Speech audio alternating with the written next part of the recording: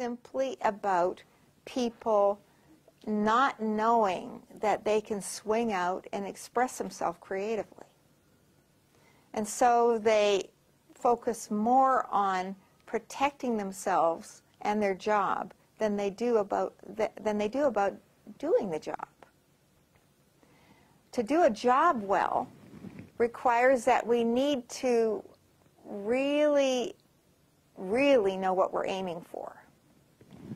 It reminds me of the story of Babe Ruth, the great baseball hitter from the 30s. He would come out into a stadium full of fans, and the game would be tied, and everyone would be nervous and full of fear. And he would use his body, he'd use his connection with the crowd, he'd use his breathing and his focus on what he was going to do to basically make a declaration. You know, the ball, he would point over the fence, the ball is going there. And then sure enough, his focus was so strong, that is where he'd hit the ball. And off, you know, would go the team into the next level of their own performance, just watching him. So fear comes from lack of leadership. A great manager versed in solution-focused methods assists his team to relax, assists his team to move out of survival mode and feel safe.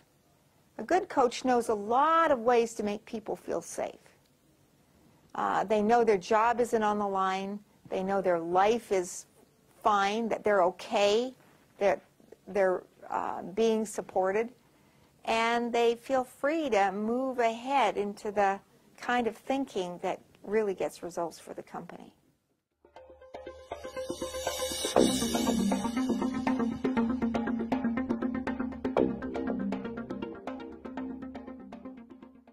You know, I've been involved in about 5 major corporate coaching deployment episodes where a large company has moved to install a coaching style of management. In one company, we started at the HR level, and that was very effective. The HR department built a plan. They started, after doing the art and science of coaching, the 16-day program, the whole team started coaching the upper level leaders and some of the managers at different levels to work with their own teams. And gradually bringing in a variety of other programs from Ericsson, especially the team programs, a coaching style of management has moved throughout the company.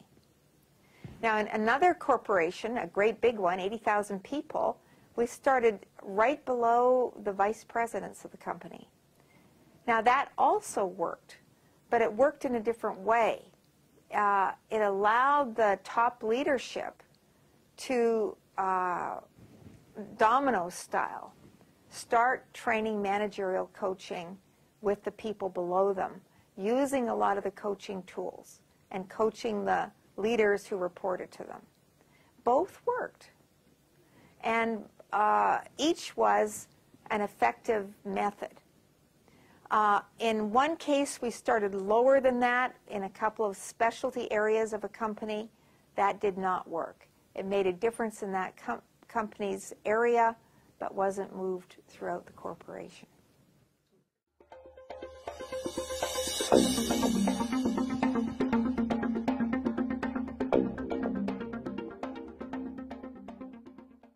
And I can perhaps briefly mention some of them. Leadership and coaching go hand in hand. So as we train strong coaches, we're also developing leaders. And that's the reason that coaching is so valuable in companies. Because what does a leader need to do? A leader needs to support the integrity of the company. That means they need to support the vision of the company and connect it with the values and be able to talk that at every level. They need to speak for the heart of the company and the mind of the company and the aims and goals of the company to the people around them, and to keep people inspired about the work they're doing. So that's number one. Number two, a leader needs to have a strategic focus. He needs to know, he constantly needs to know where the bottom line is and keep the company's integrity with that bottom line organized around future goals. So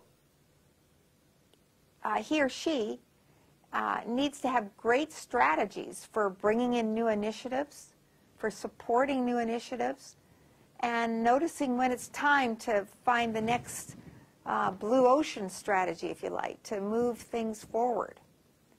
In other words, a great leader needs to be a possibility thinker, truly. They can't just follow the same old, because even if it was a great strategy that worked once, times are changing far too fast for that. So we need to be able to think possibilities, and we need to be able to think opportunities. Thirdly, a great leader needs to know how to prioritize. They need to be able to prioritize for themselves and also for those people around them who are attempting to organize around those priorities.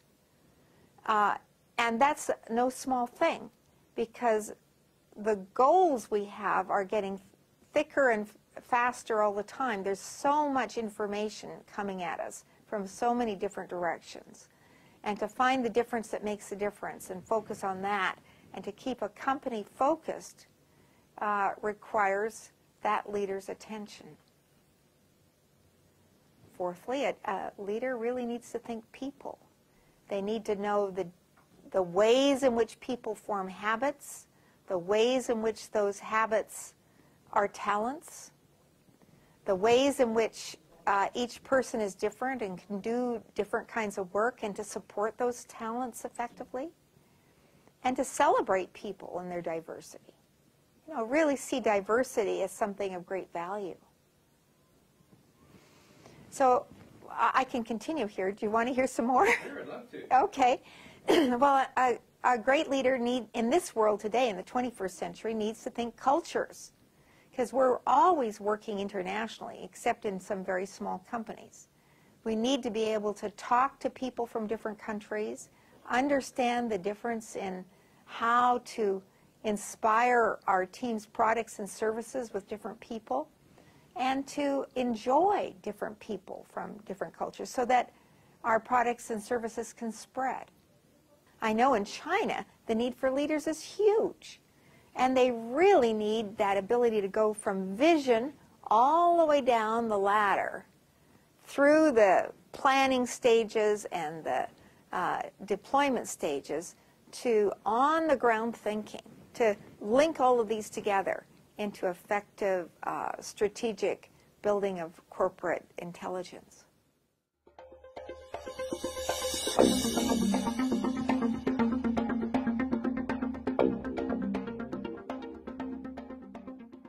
It assists leaders to have an alignment at all times with their vision and their values.